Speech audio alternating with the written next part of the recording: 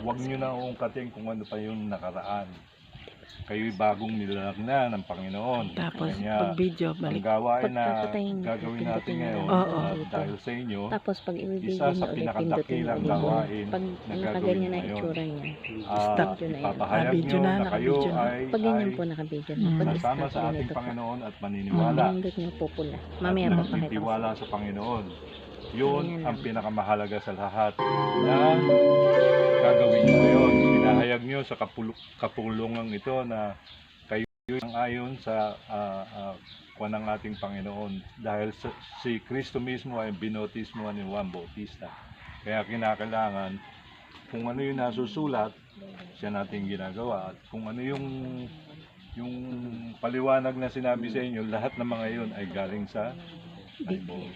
Kaya humanda kayo at pagdating nito, pagkaraan ng kayo mabautismoan at meron, wag